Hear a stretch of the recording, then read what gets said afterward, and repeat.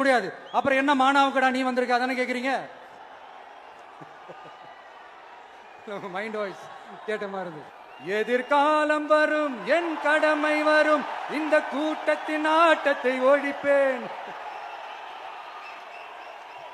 எதிர்கட்சியா இருந்தா போங்க மோடின்னு பலூன் விடுறது, ஆளுங்கட்சியா இருந்தா வாங்க மோடின்னு கொடை பிடிச்சுக்கிட்டு கும்பிடு போடுறது. Stalin uncle, what uncle is very wrong uncle. Uncle uncle உங்களுக்கு மனசாட்சின்னு ஒன்று இருந்துச்சுன்னா நாங்க கேட்கிற கேள்விகளுக்கு மட்டும் கொஞ்சம் பதில் சொல்லுங்க அங்கிள். நீங்க நடத்துற இந்த ஆட்சியில நேர்மை இருக்கா, நியாயம் இருக்கா, ஊழல் இல்லாம இருக்கா, சட்டம் ஒழுங்கு சரியா இருக்கா, பெண்களுக்கு பாதுகாப்பு இருக்கா, பொதுமக்களுக்கு பாதுகாப்பு இருக்கா, இயற்கை வளங்களுக்கு பாதுகாப்பு இருக்கா? சொல்லுங்க மை டியர் அங்கிள், சொல்லுங்க. இதுல வேற உங்க அப்பான்னு கூப்பிடுறாங்கன்னு வேற சொல்றீங்க.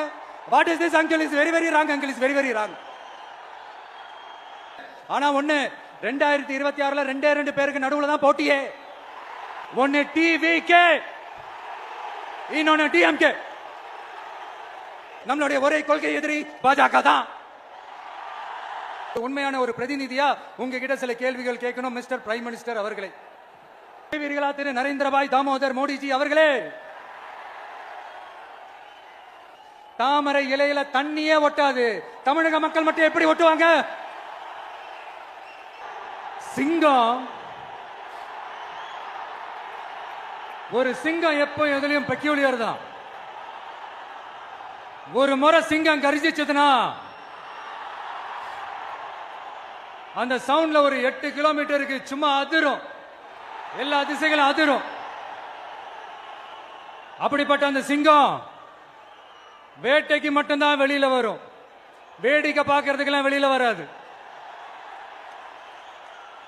வேட்டையில கூட உயிரோடு இருக்கிற மிருகங்களை தான் வேட்டையாடும். அதுலயும் பெரும்பாலும் தன்னை விட பெரிய சைஸ் உள்ள மிருகங்களை தான் குறி வச்சு தாக்கும், ஜெயிக்கும்.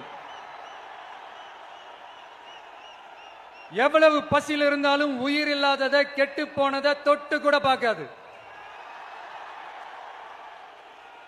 அப்படிப்பட்ட அந்த சிங்கம் அவ்வளவு ஈஸியா எதையும் தொடாது, தொட்டா விடாது.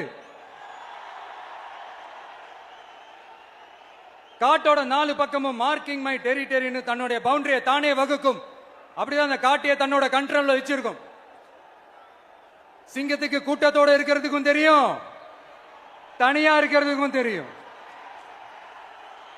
அப்படியே தனியா வரணும்னு நினைச்சாலும் அஞ்சாம அலட்டிக்காம சும்மா கெத்தா தனியா வந்து அத்தனை பேருக்கும் தண்ணி காட்டும். எப்போ எதிலையும் தன்னோட தனித்தன்மையை இழக்கவே இழக்காது. Yes, a lion is always a lion. There are so many jackals and other animals in the forest, but there will be only one lion. And even if it is single, it will be the king of jungle. It is not only a description but also a clear declaration. சிங்கத்தை பத்தி பேசிட்டு நம்ம சிங்க குட்டிகளையும் சிங்க பெண்களையும் பத்தி நம்ம பேசாம இருக்க முடியுமா? அவங்களை எப்படி நான் மறப்பேன்? அவங்க தான் என்னுடைய உயிராச்சே, என் நெஞ்சில் குடியிருக்கும்.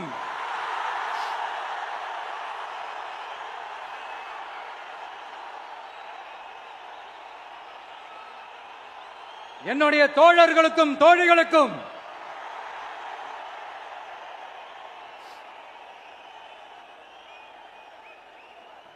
நேர்ல வர முடியாத சூழல்ல வீட்ல இருந்துகிட்டே நம்மளுடைய இந்த மாநாட்டுல நேரலை வாயிலாக கலந்துகிட்டு இருக்கிற என்னுடைய அம்மாக்கள், அக்கா தங்கைகள், அண்ணன் தம்பிகள், நண்பர்கள் அனைவருக்கும் என்னோட உயிர் வணக்கம். என்னோட உயிர் வணக்கம், என்னோட உயிர் வணக்கம்.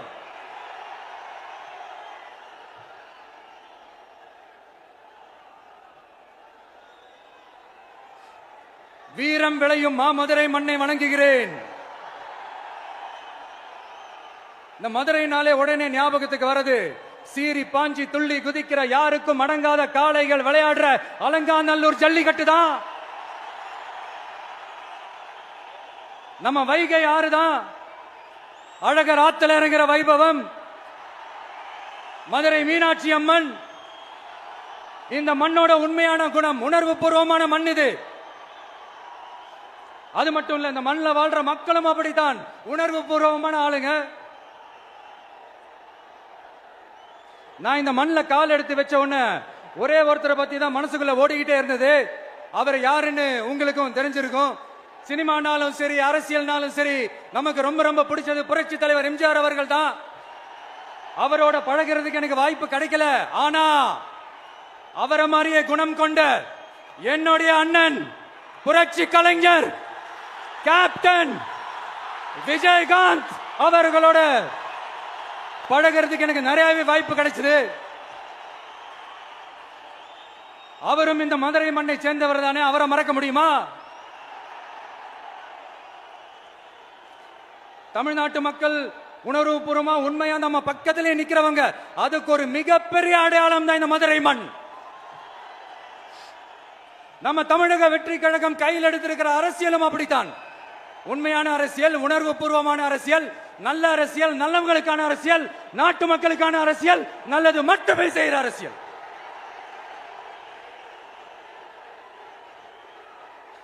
இதோ நம்மளுடைய இந்த 2வது மாநில மாநாடு வாகை சூடும் வரலாறு திரும்புகிறது.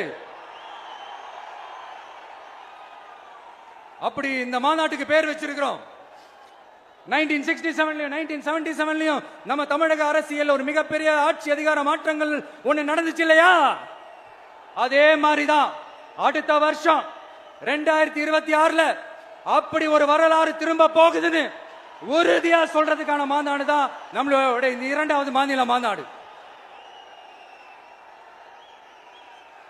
விக்கிரவாண்டி விசாலையில் நம்மளுடைய ஃபர்ஸ்ட் மாநாடு நடத்தணும், வெற்றி கொள்கை திருவிழா. அதுக்கப்புறமே நீங்க பார்த்திருப்பீங்க, தமிழக அரசியல் அந்த தட்ப வெப்பத்தையே மாத்தினுச்சு.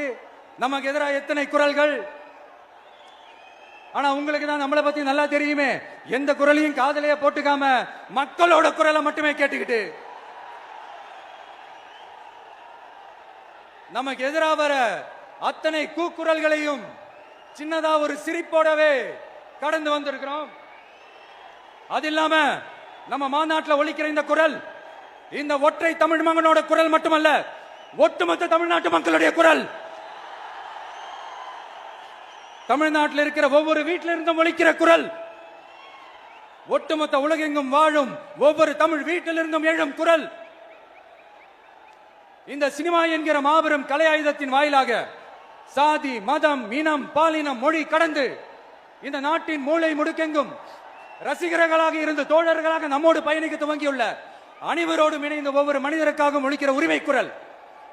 மாநில உரிமைக்காக, பெண் உரிமைக்காக, சமூக நீதிக்காக, சமநீதிக்காக, மதச்சார்பின்மைக்காக உண்மையா ஒலிக்கிற குரல். அதனால் இந்த குரலுக்கு எதிரா இன்னும் இன்னும் எத்தனை எத்தனை குரல்கள் வந்தாலும் ஓங்கி ஒலிக்குமே தவிர ஒரு நாளும் ஓயவே ஓயாது. Yes, it is an unstoppable voice, an unstoppable force. நம்ம அரசியலுக்கு வர்றதுக்கு முன்னாடி, அட இவரெல்லாம் வரமாட்டாரியா, அவரே வரல, இவரே வரல, இவருங்க வர போறாரு அப்படின்ட்டு நிறைய பேர் ஜோசியம் சொன்னாங்க. அப்புறம் நம்ம கட்சியினுடைய பேர் அறிவிச்சதுக்கு அப்புறம், பேரு தானே அறிவிச்சிருக்கிறாரு, மக்கள் கிட்ட பேர் வாங்கணும்ல, அதெல்லாம் முடியாதுன்னாங்க. அப்புறம் ரொம்ப முக்கியமா மாநாடுலாம் எவ்வளவு பெரிய விஷயம், அதெல்லாம் இவர் ஒத்தால எப்படி பண்ண முடியும், சும்மா பக்கத்தில் புசியானதை வச்சுக்கிட்டு மாநாடுல எப்படி நடத்தி காட்ட முடியும், அதெல்லாம் அவங்களால முடியாது. அப்புறம் மழை பெஞ்சு எல்லாத்தையும் எடுத்துரும், ஏன் என் கூட இருக்கிறவங்களே கூட தான் சொன்னாங்க. அதுக்கப்புறம் என்ன நடந்துச்சுன்னு உங்க எல்லாருக்குமே தெரியும். இப்ப புதுசா ஒண்ணு சொல்ல ஆரம்பிச்சிருக்கிறாங்க. அது என்னடானா, ஆட்சியை பிடிக்கிறதெல்லாம் அவ்வளவு ஈஸி இல்லை இல்லையா. இப்ப அதெல்லாம் விட்டாங்க, இப்ப இங்க வந்துட்டாங்க. இவர் நேரா ஷூட்டிங்ல இருந்து வருவாராம், வந்து ஆட்சியை பிடிப்பாராம். அது எப்படி இவராலே முடியும், அவராலேயே முடியல, இவராலேயே முடியல, அவருக்கு அத்தனை வருஷம் ஆச்சு, இவராலே எப்படி முடியும் ஒரு பக்கம். இன்னொரு பக்கம் கூட்டம்லாம் ஓகே தான், அது எப்படி ஓட்டா மாறும் அப்படின்றது இன்னொரு பக்கம். இப்படி கதை, திரைக்கதை, வசனம், இயக்கம், பாடல்கள். அதனால இந்த அரசியல் ஆய்வாளர்களுக்கு நான் சொல்றதெல்லாம் ஒன்னே ஒண்ணுதான், நல்லா கேட்டுக்கங்க.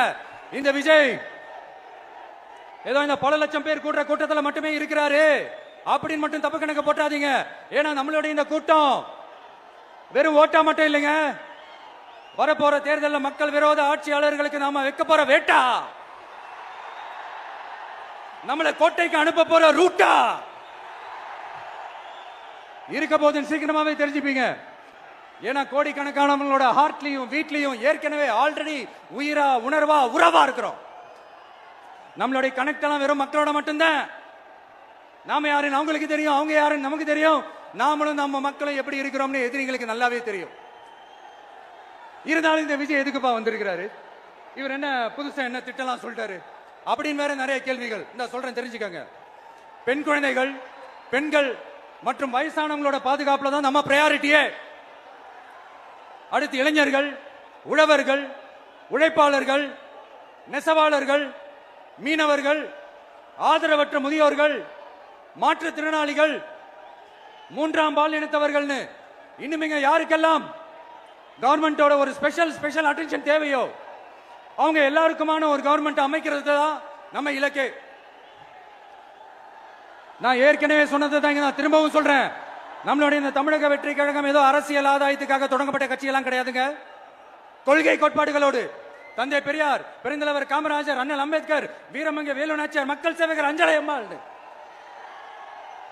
நம்மளுடைய 5 கொள்கை தலைவர்களோட வழிகாட்டுதல்களோடு தொடங்கப்பட்ட கட்சி. நம்ம ஸ்டாண்ட்ல நாம எப்பவுமே ஸ்ட்ராங்கா தாங்க இருக்கிறோம். அதுல எந்த மாற்றத்துக்கோ எந்த சமரசத்துக்கோ துளி கூட இடமில்லை. நம்மளுடைய ஒரே கொள்கை எதிரி பாஜக தான். நம்மளுடைய ஒரே அரசியல் எதிரி திமுக தான். எப்படி? நம்மளுடைய ஒரே கொள்கை எதிரி, நம்மளுடைய ஒரே அரசியல் எதிரி. ஏதோ அண்டர் கிரவுண்ட் ஆதாயத்துக்காக டீல் போட்டுக்கிட்டு, டீல் பேசிக்கிட்டு, இந்த அலையன்ஸ் வச்சுக்கிட்டு இந்த ஊரை ஏமாத்துற கட்சி எல்லாம் நம்ம டிவிக்கே கிடையாதுங்க. யாருக்காகவும் எதுக்காகவும் எந்த பயமும் கிடையாது. மாபெரும் பெண்கள் சக்தி நம்மளோட இருக்கிறாங்க, மாபெரும் இளைஞர்கள் சக்தி நம்மளோட இருக்கிறாங்க, ஒட்டுமொத்த தமிழ்நாட்டு மக்களுடைய சக்தி நம்மளோட நிக்கிறாங்க. அப்படி இருக்கும்போது இந்தியாவில் இருக்கிற எல்லா ஸ்டேட்லயும் வாழ்ற நம்ம தமிழ் நெஞ்சங்கள் மட்டும் இல்ல, உலகம் பூரா 100க்கும் மேலான நாடுகள்ல வாழ்ற நம்ம தாய் தமிழ் உறவுகள் எல்லாருமே என்ன விஜய் தளபதி விஜய் இல்லனா விஜய் தளபதி இப்படி சொந்தம் கொண்டாடுற கோடிக்கணக்கானவங்களோட அன்பு மாசியும் நம்மளோட இருக்கும்போது, இவங்க எல்லாருமே நம்மளோட நிற்கும் போது எதுக்குங்க இந்த பாசிச பாஜகவோட நேரடி கூட்டணியோ இல்ல மறைமுக கூட்டணியோ உறவு வச்சுக்க? நாம என்ன உலகமாக ஊழல் கட்சி என்ன?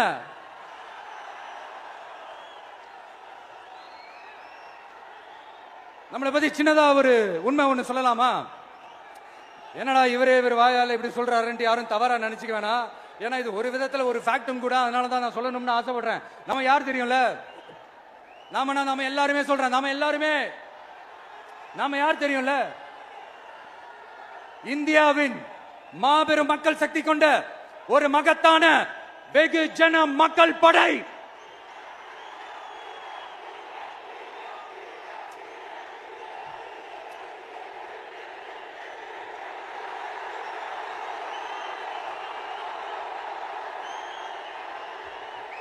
அதனால நம்ம தலைமையில நாம அமைக்க போற இந்த உண்மையான மக்களாட்சிக்கான அச்சாரமாக மாபெரும் மக்கள் சக்தியை அணி அணியாக நம்மளோட திரண்டு நிக்கிறப்போ இந்த அடிமை கூட்டணியில சேர வேண்டிய அவசியம் நமக்கு இருக்குங்க. நம்மளுடைய இந்த கூட்டணி சுயம் இழந்த கூட்டணியெல்லாம் இருக்காது, சுய மரியாதை கூட்டணியா தான் இருக்கும். இந்த ஒரு பக்கம் RSS கிட்ட அடிபணிஞ்சுக்கிட்டு, இன்னொரு பக்கம் மதச்சார்பற்ற கூட்டணின்னு இந்த மக்களை ஏமாத்துற கூட்டணியெல்லாம் நம்ம கூட்டணி இருக்காது. நான் இப்பவும் சொல்றேன், நம்மளை நம்பி வர்றவங்களுக்கு ஆட்சியிலும் அதிகாரத்திலும் உறுதியாக பங்களிப்பு செய்யப்படும். உடனே இந்த கேள்விகள்லாம் வரும். அப்ப யாரு கூட்டணி, யாரு வரா, யாரு போறா, இந்த கேள்விகள்லாம் வரும். இந்த கேள்விகளுக்கெல்லாம் ஒரே ஒரு பதில் தான், சஸ்பென்ஸ்ல சஞ்சாரம் செய்யுங்க. ஆனா ஒண்ணு, 2026ல 2 பேருக்கு நடுவுல தான் போட்டியே. ஒன்னு TVK, இன்னொன்னு DMK. இந்த போட்டி எப்படி இருக்க போதுன்னா, இந்த அலையன்ஸை வச்சு எப்படியாவது நம்ம தப்பிச்சிடலாம்.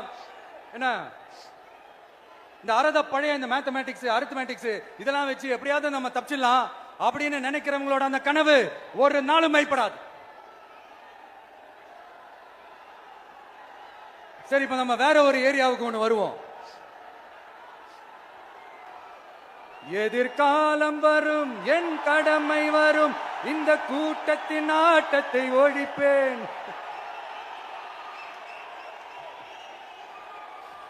மக்கள் அரசியல் என்ற அந்த சவுக்க கையில் எடுக்கலாமா? யாருக்கு எதிரான தானே கேக்குறீங்க? வேற யாரு? மறைமுக உறவுக்காரர்களான பாசிச பாஜகவும் பாய்சன் திமுகவும் தான். மாண்புமிகு பிரதமர் நரேந்திர மோடிஜி அவர்களே, 3வது முறையா ஒன்றியத்தோட ஆட்சி அதிகாரத்தை நீங்க தானே கையில் வச்சிருக்கிறீங்க. இல்ல நாங்க தெரியாம தான் கேட்கிறோம். நீங்க ஆட்சிக்கு வந்தது ஒட்டுமொத்த மக்களுக்கும் நல்லது செய்யவா, இல்ல நம்மளுடைய இந்த இஸ்லாமிய நண்பர்களுக்கும் இஸ்லாமிய தோழர்களுக்கும் எதிராக சதி செய்யவா? மக்களுக்கு உங்ககிட்ட கேட்கறதுக்குன்னு ஏராளமான கேள்விகள் இருக்குது.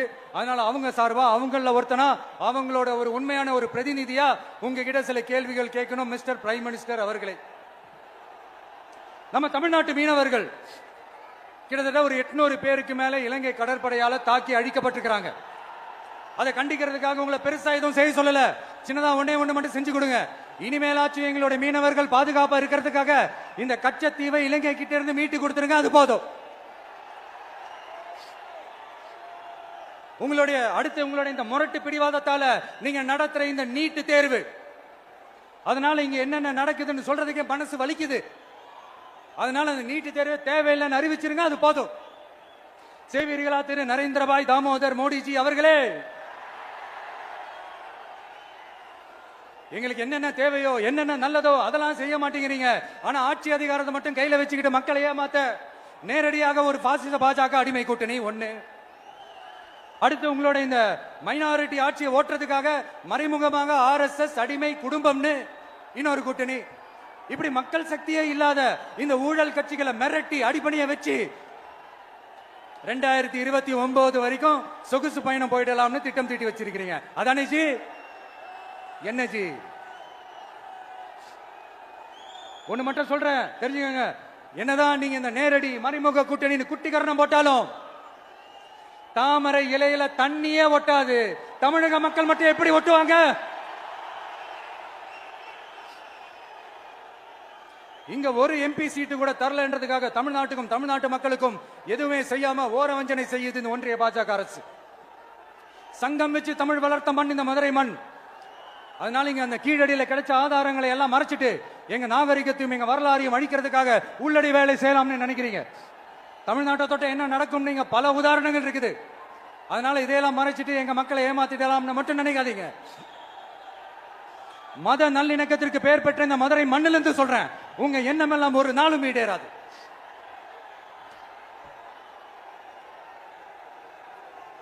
எம்ஜிஆர்னா யார் தெரியும்ல? அவர் மாஸ்னா என்னன்னு தெரியும்ல? அவர் உயிரோடு இருக்கிற வரைக்கும் அந்த CM சீட்டை பத்தி ஒருத்தராலையும் நினைச்சு கூட பார்க்க முடியல, கனவு கூட காண முடியல. எப்படியாவது அந்த CM சீட்டை என்கிட்ட கொடுத்துருங்க, என் நண்பர் எம்ஜிஆர் திரும்ப வந்ததுக்கு அப்புறம் நான் திருப்பி கொடுத்துறேன்னு தன்னோட எதிரியை கூட மக்கள் கிட்ட கெஞ்ச வச்சவர் எம்ஜிஆர். எப்படி கெஞ்ச வச்சவர்? அதனால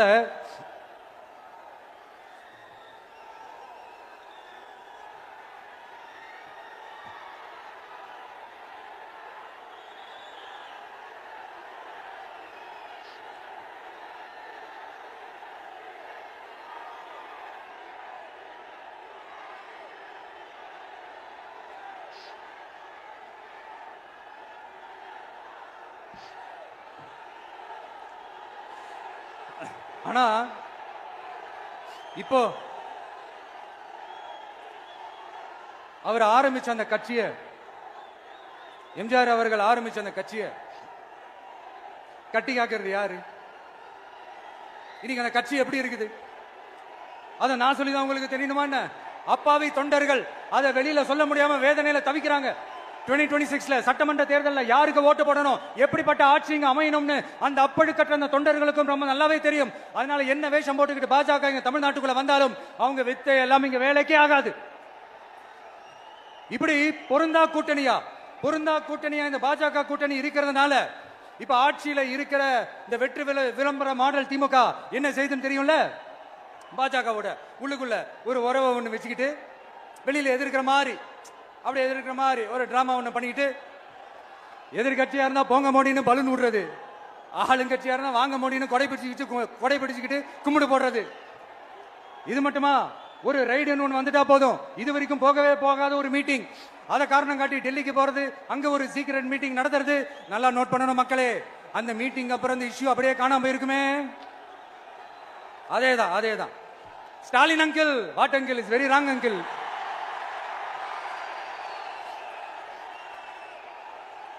இப்படி தமிழ்நாட்டில் இப்ப நடக்கிற இந்த ஆட்சியினுடைய லட்சணத்தை பார்த்துக்கிட்டு நாம எப்படி சும்மா இருக்க முடியும்? ஒரு தவறு செய்தால், அதை தெரிந்து செய்தால், அவர் கபட நாடக மு.க. ஸ்டாலின் அங்கிளாகவே இருந்தாலும், அங்கிள் உங்களுக்கு மனசாட்சின்னு ஒண்ணு இருந்துச்சுன்னா நாங்க கேட்கிற கேள்விகளுக்கு மட்டும் கொஞ்சம் பதில் சொல்லுங்க அங்கிள். நீங்க நடத்துற இந்த ஆட்சியில நேர்மை இருக்கா? நியாயம் இருக்கா? ஊழல் இல்லாம இருக்கா? சட்டம் ஒழுங்கு சரியா இருக்கா? பெண்களுக்கு பாதுகாப்பு இருக்கா? பொதுமக்களுக்கு பாதுகாப்பு இருக்கா? இயற்கை வளங்களுக்கு பாதுகாப்பு இருக்கா? சொல்லுங்க மை டியர் அங்கிள், சொல்லுங்க. டாஸ்மாக்ல மட்டுமே இதுவரைக்கும் 1000 கோடிக்கு மேல ஊழல்னு சொல்றாங்க. அதுல மட்டுமா தப்பு நடக்குது? வேற எதுல தான் நடக்கல? உலகத்திலே மிஸ்டர் கிளீன் ரெக்கார்ட்ஸ் எல்லாம் உங்களுக்கும் உங்க கூட இருக்கிறவங்களுக்கும் மட்டும்தான் அங்கிள் கொடுக்கணும். இத பார்த்து வாயே இல்லாத ஊரு கூட வயிறு வலிக்கு சிரிக்குது. பெண்களுக்கு 1000 ரூபாய் கொடுத்துட்டீங்கன்னா போதுமா அங்கிள்? அப்படியே அதை மூடி மறைச்சிடலான்னு பாக்குறீங்களா? படிக்கிற இடத்துல, வேலைக்கு போற இடத்துல, வெளியில போற இடத்துலன்னு அவங்களுக்கு பாதுகாப்பே இல்லைன்னு ஒட்டுமொத்த பெண்களும் கதறாங்க. அந்த கதறல் சத்தம் ஏதாவது உங்க காதுல கேக்குதா அங்கிள்? இதுல வேற உங்க அப்பான்னு கூப்பிடுறாங்கன்னு வேற சொல்றீங்க. What is this uncle? Is very very wrong uncle, is very very wrong. பெண்களுக்கு மட்டுமா பொய் வாக்குறுதி கொடுத்து ஏமாத்துறீங்க? அரசு ஊழியர்கள், ஆசிரியர்களை ஏமாத்துறீங்க, விவசாயிகளை ஏமாத்துறீங்க, பரந்தூர்ல பாதிப்பே வராதுன்னு சொல்லி ஏமாத்துறீங்க, மீனவர்களை ஏமாத்துறீங்க, போதைப் பொருள் கலாச்சாரத்தை ஒழிக்காம ஏமாத்துறீங்க. ஐயோ ஐயோ ஐயோ, very very வஸ்ட் uncle, very very வஸ்ட். எப்படி கேட்டாலும் இவங்க கிட்ட இருந்து எந்த பதிலும் வரப்போறதில்லை. ஏன்னா இருந்தா தானே. இப்ப ஆட்சியில இருக்கிற நம்மளுடைய அங்கிள் பதில் சொல்றது இருக்கட்டும். மக்களை நீங்க சொல்லுங்க, நீங்க உண்மையை சொல்லுங்க. செய்வோம் செய்வோம் செய்வோம் செய்வோம்னு சொன்னாங்களே, சொன்னதெல்லாம் செஞ்சாங்களா? உங்களை தான் கேக்குறேன், சொன்னதெல்லாம் செஞ்சாங்களா? சத்தமா சத்தமா மை டியர் அங்கிள், கேக்குதா? மக்களோட சத்தம் கேக்குதா? இது வெறும் சாதாரணமான முழக்கம் தான். கூடிய சீக்கிரம் மக்களை போய் சந்திக்க போறேன், அவங்களோட மனசு விட்டு பேச போறேன். அதுக்கப்புறம் இந்த சாதாரணமான முழக்கம் இடி முழக்கமா மாறும். அத்தோட நிக்காது. அந்த இடி முழக்கம் தமிழ்நாட்டோட போர் முழக்கமா மாறும். அந்த போர் முழக்கம் உங்களை ஒரு நிமிஷம் கூட தூங்க விடாது. நடக்குதா இல்லையான்னு பாருங்க. என்னடா இவன் இவ்வளவு ஸ்ட்ராங்கா சொல்றானேன்னு பாக்குறீங்களா? எல்லாரும் கட்சி ஆரம்பிச்சதுக்கு அப்புறம் தான் ஒவ்வொரு வீட்டுக்குள்ளேயும் போறதுக்கு ட்ரை பண்ணுவாங்க. ஆனா நாங்க அப்படி இல்லை. ஒவ்வொரு வீட்டுக்குள்ளேயும் போனதுக்கு அப்புறம் தான் கட்சியாவே ஆரம்பிச்சிருக்கிறோம்.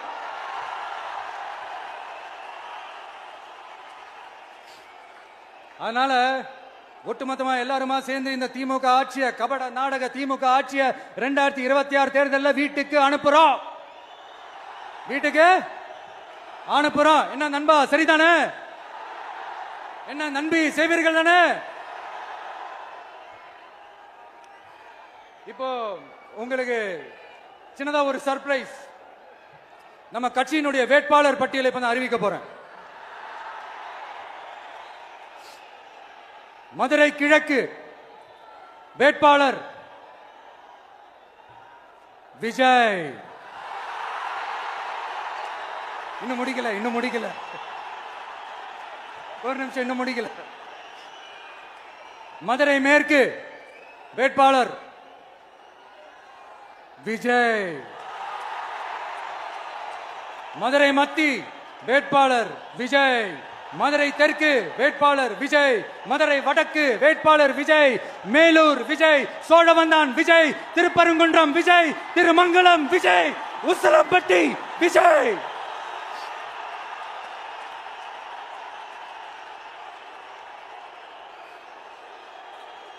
என்னடா எல்லா தொகுதியிலும் ஒரே வேட்பாளர்னு பாக்குறீங்களா? 234 தொகுதியிலும் இந்த விஜய் தான். அதாவது உங்க விஜய் தான் உங்க சின்னம். இன்னும் சிம்பிளா சொல்லணும்னா, உங்க வீட்டில் இருக்கிற ஒருத்தர் தான் வேட்பாளரா நிக்க போறாங்க. அந்த வேட்பாளரும் நானும் வேறு வேறு இல்லை. நீங்க அவருக்கு ஓட்டு போட்டீங்கன்னா எனக்கு ஓட்டு போட்ட மாதிரி. இந்த முகத்துக்காக நீங்க ஓட்டு போட்டீங்கன்னா உங்க வீட்டில் இருக்கிற உங்களுடைய வேட்பாளர் ஜெயிச்ச மாதிரி. என்னடா இவர் ஏதோ ஓவரா சொல்றாருன்னு நினைக்க வேணாம். பிராக்டிக்கலா அப்படிதான் இருக்கும், அப்படிதான் இருக்கணும். நீங்களும் அப்படிதான் நினைப்பீங்கன்னு நான் நம்புறேன். ஏன்னா இது நம்மளை விட நம்ம எதிரிங்களுக்கு இன்னும் நல்லாவே தெரியும். அதனால எல்லா இந்த அதிகார பலம் எல்லாத்தையும் தூக்கிட்டு வந்துருவாங்க. வரட்டும், பாத்துக்கலாம். TVK will take it, TVK will meet it, TVK will compete with it. and TVK will conquer it. TVK will conquer it.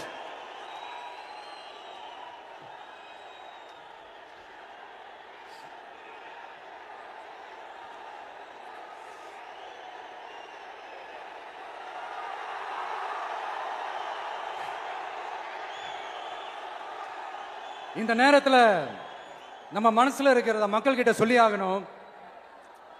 Thoothukudi ஸ்னோலினோட அம்மா என்ன அவங்களோட தம்பின்னும் அவங்க பொண்ணுக்கு நான் தாய் மாமன்னு சொன்னாங்க. அந்த அக்காவோட குழந்தைக்கு மட்டும் இல்லைங்க, என்ன அண்ணனா தம்பியா நினைக்கிற தமிழ்நாட்டில் இருக்கிற என்னோட எல்லா சகோதரிகளின் குழந்தைகளுக்கும் நான் இன்னைக்கு மட்டும் இல்ல என்னைக்குமே ஒரு தாய் மாமனா தான் இருப்பேன்.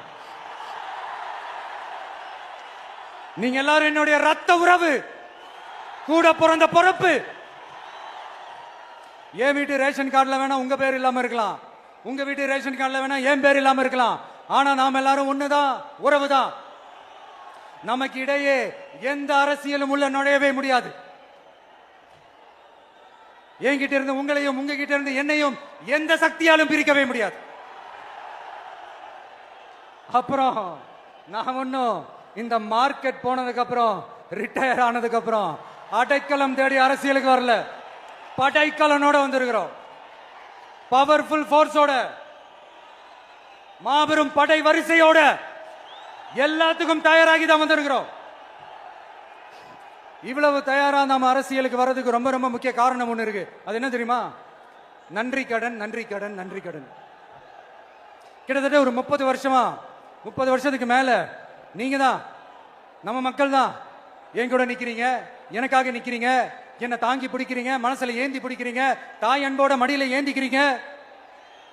உண்மையை சொல்லணும்னா வேற யாரை விடவும் எனக்கு இந்த அன்பையும் ஆதரவையும் கொடுத்திருக்கிறீங்க. என் மேல உயிரையே வச்சிருக்கிறீங்க. என்ன உங்க வீட்டுல ஒருத்தனாவே ஆக்கிட்டீங்க. நீங்க எனக்கு கடவுள் கொடுத்த வரம். உலகம் பூரா நமக்காக நம்ம கூட நிக்கிற நம்ம மக்களை நான் எப்படி மறப்பேன்? நான் என் லைஃப்ல ரொம்ப உயிரா நினைக்கிறதே பெண்களை, குழந்தைகளை, இளைஞர்களை, உழைக்கிற மக்களை தான். இவங்க தான் நம்மளோட வகைரா. இதை பார்த்துதான் நம்மளோட எதிரிகளுக்கு பத்தி எரியுது. அதுக்காக நாம என்ன செய்ய முடியும்? அதனால நம்ம உறவுகளை, சொந்தத்தை, வகைராவை யாருக்காகவும் எதுக்காகவும் விட்டு கொடுக்க முடியாது இல்லையா? Here at this moment among this August gathering I want to open my heart and say I enjoy people, I respect people, I worship people. சரிப்பா, இவ்வளவு செஞ்ச நம்ம மக்களுக்கு நன்றி கடனா உன்னால முழுமையா செலுத்த முடியுமான்னு கேட்டா சத்தியமா சொல்றேன், என்னால முடியாதுதான். இன்னும் எத்தனை ஜென்மம் எடுத்தாலும் அந்த நன்றி கடனை என்னால தீர்க்கவே முடியாது. அப்புறம் என்ன மானாவுக்கடா நீ வந்திருக்க அதானே கேக்குறீங்க? மைண்ட் வாய்ஸ் கேட்ட மாதிரி இருந்து. வாழ்நாள் முழுக்க நம்ம மக்களுக்காக ஆதரவா துணையா நிக்கிறத தவிர, அவங்களுக்காக உழைக்கிறத தவிர எனக்கு வேற எந்த எண்ணமும் இல்ல. எனக்கு இப்ப வேற வேலையும் இல்லை. இனிமே எனக்கு இதுதான் என் வேலையே. என் கடன் இனி என் மக்களுக்கு பணி செய்து கிடப்பதே. இப்படியா ஹார்ட் டு ஹார்ட் யதார்த்தமா பேசிய பழகிட்டோம். இதுக்கு மேலேயும் எனக்கும் மக்களுக்கும் இடையே இருக்கிற அந்த உறவை பத்தி நான் பேச ஆரம்பிச்சேன்னா ஒரு மாதிரி எமோஷனல் ஆயிடுவேன். அப்புறம் அதை கண்ட்ரோல் பண்றது ரொம்ப கஷ்டம். அதனால என்ன மனசார நேசிக்கிற நம்ம மக்களுக்கு ஒண்ணு சொல்றேன். இந்த விஜய் உங்க விஜய், உங்களுக்கான விஜய், உங்களுக்காக மட்டுமே இருக்கிற விஜய். உங்க கூட நிக்க, உங்களுக்காக நிக்க, உண்மையா நிக்க, உணர்வோட நிக்க, உறுதியா நிக்க, உங்க கூட பேச, உங்களுக்காக பேச, உண்மையா பேச, உணர்வோட பேச, உறுதியா பேச, உங்களுக்காக சேவை செய்ய உங்க விஜய் நான் வர.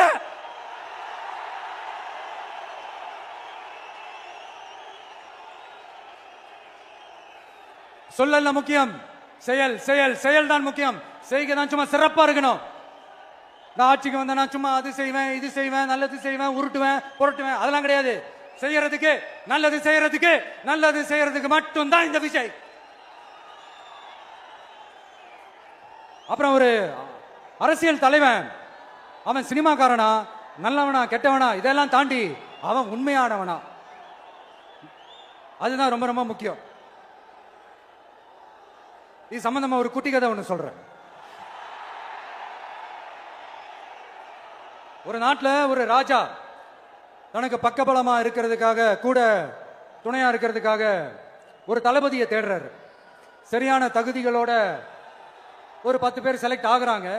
ஆனா அதுல ஒருத்தர் மட்டும் தான் செலக்ட் பண்ணணும். அதனால அந்த ராஜா என்ன பண்றாருன்னா ஒரு டெஸ்ட் வைக்கிறாரு. அந்த 10 பேர் கையிலையும் விதை நெல்லை கொடுத்து இதை நல்லா வளர்த்து கொண்டு வாங்க, ஒரு 3 மாசம் கழிச்சு வாங்கன்னு சொல்லி அனுப்பி வச்சிடறாரு. 3 மாசம் கழிச்சு வரும்போது அதுல ஒருத்தர் ஆளு உயரத்துக்கு வளர்த்திருந்தாரு, ஒருத்தர் தோல் உயரத்துக்கு வளர்த்திருந்தாரு. அதுல ஒரு 9 பேரும் நல்லா வளர்த்து கொண்டு வந்திருந்தாங்க. ஒருத்தர் மட்டும் வெறும் தொட்டியோடவே வந்தாரு. என்னன்னு கேட்டதுக்கு, நானும் தண்ணி ஊத்தி ஊத்தி பாக்குறேன், உரம் வச்சு வச்சு பாக்குறேன், வளரவே மாட்டேங்குது ராஜா, என்ன பண்றதுன்னு தெரியலன்னு சொன்னதுக்கு ராஜா அவரை கட்டி அணைச்சிக்கிட்டு, இனிமே நீதான் என்னுடைய தளபதி, எல்லா அதிகாரமும் உனக்கு தான் சொன்னாரு. ஏன்னா அந்த 10 பேர் கையிலையும் ராஜா கொடுத்தது அவித்த விதை நெல், அது முளைக்கவே முளைக்காது. அந்த 9 திருட்டு பயலும் என்ன பண்ணிருக்காங்கன்னா வேற விதை நெல்லை வாங்கி அதை வளர்த்துட்டு ராஜாவையும் மக்களையும் ஏமாத்திருக்கிறாங்க. ஆனா இவர் மட்டும் உண்மையை போட்டு உடைச்சிட்டார். அதனால ஒரு நாட்டுக்கு திறமை எந்த அளவுக்கு முக்கியமோ அந்த அளவுக்கு உண்மையும் நேர்மையும் முக்கியம். இப்போ நீங்க எல்லாரும் தான் அந்த ராஜா. நீங்க தேர்ந்தெடுக்க போற அந்த தளபதி